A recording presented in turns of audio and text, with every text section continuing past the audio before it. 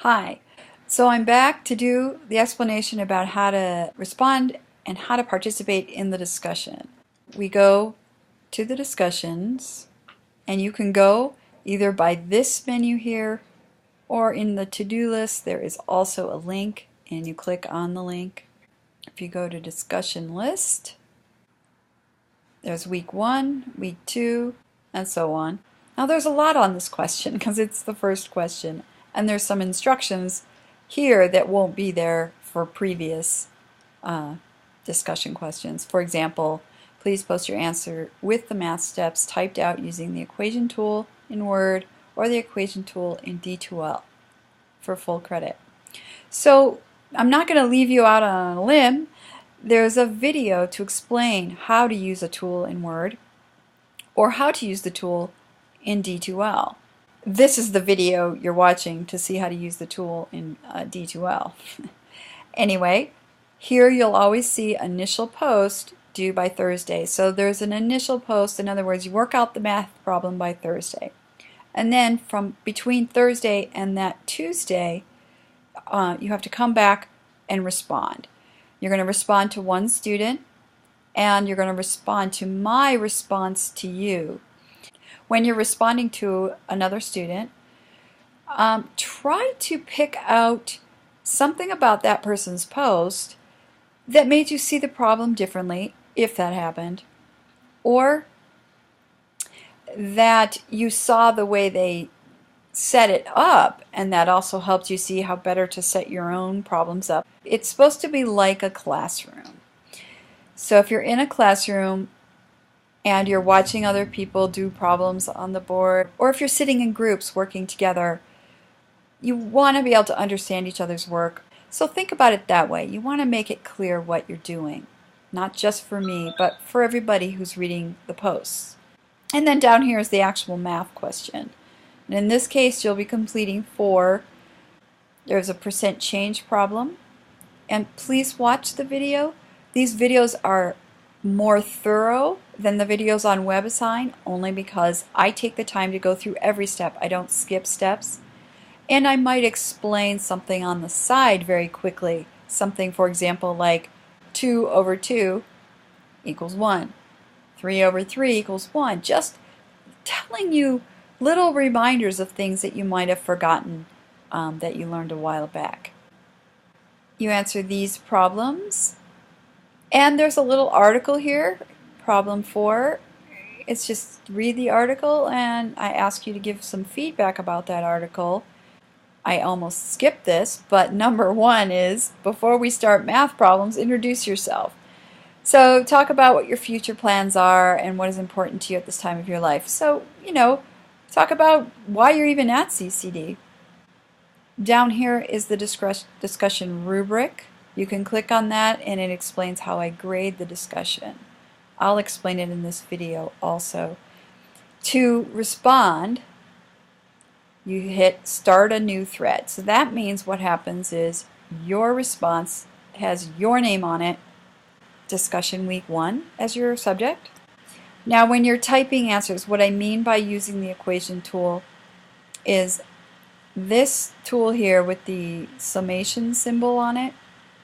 If you can't see it because your screen is more narrow, these 3 dots, if you click them, they give you more tools to look at. So if this tool is not showing, try to click those 3 dots, and then that tool might show up. So when you click on this tool, it takes a few minutes, and you're going to see this menu. There are tabs, and that's what these are. If you click along, and you just get lots of symbols. We're mostly going to be right here on the first or second tab. Here's your basic signs. This is how you cross something out if you have to cross something out, that little symbol there. Let me show you that. Let me use a fraction. So I'm going to go back to this first tab, and I'm going to make a fraction, and I'm going to say 2x over 3x, and when we have 2x over 3x, the x over x just equals 1. So technically that the x's cancel in this situation. And how you can show that is you can highlight that x, click on this tab, hit that little cross out. It's funny because it's a little hard to see on an X. But that's how you might show that this 2x over 3x reduces to 2/3. The x's then cancel out. Now how I got this equal sign there was I clicked on the mouse and then made a space. Whenever the cursor is very large like that, that's when you know you can make a space. But when you do a funny symbol, how do I say this, like square root, let's say, square root of 25, if I hit a space now, it just keeps stretching out that symbol. So I'm backspacing. What I do is I click next to the space and now I can get away from out from under that square root sign. So that's basically how you navigate this. If you need this to be an exponent, 5 squared for example, I hit this symbol and then I can put a 2 in. I use the mouse to click so I can make a space and say what 5 squared equals, which is 25. If you want to change the colors of what you say, you go over here. This is on the first tab. You can change color. You can make it bold. And you might type something, you know. The answer is, the thing about typing words, don't type a lot of words in the equation tool. Insert your math. So go down here and insert. You'll see this symbol, but I'll show you what happens with that. And then type under the symbols if you want to use a lot of words. If you want to go back and edit what you did, click on the square, click on the equation tool again, and you can edit that. And you insert. If you do all your problems in one box like this, it looks really terrible. So I suggest doing just one problem and then for the next problem do a new equation box and just do one problem per box. Once you post, what it'll look like is your thread, so your name will be there and you can see the equation that you made. You don't see that little box anymore. And now a student might be able to go in to your post and reply specifically to your post. If you want to go back to the discussion list, you can go to View Topic, which goes just to week 1. So that's a brief way on how to answer discussion questions. Make sure, and let's look at this rubric. For an A, what you want for every discussion is to have a first response on time, a response to the instructor on time, and a response to one other student on time, as well as your first response has to contain complete sentences, use of the equation tool, whether it's Word or D2L, and all questions are answered, like nothing is skipped. And then a response to the instructor, you also have to do that, and your response has to contain complete sentences. Corrections are made when the instructor asks for corrections or redos.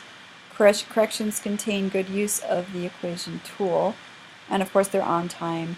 If answers are all correct, a simple one-sentence response will do. This confirms that you looked over the response.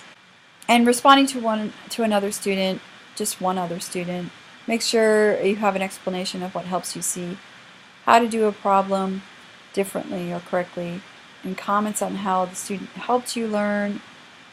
Well, this is or, not and. You can do any one of these things. How they helped you learn how to make your math work more organized, and comments on any other observations that assisted you. And then the rubric just goes down to explain, well then what's a B, what's a C, and what's the grade of a D or an F. One of the most important things to understand is the videos in the discussion are very helpful for you to learn the math. They're a different approach to teaching you, and I try to target questions that students struggle with in general in this course. Okay, so when you have a worksheet to do, they're a part of the discussions.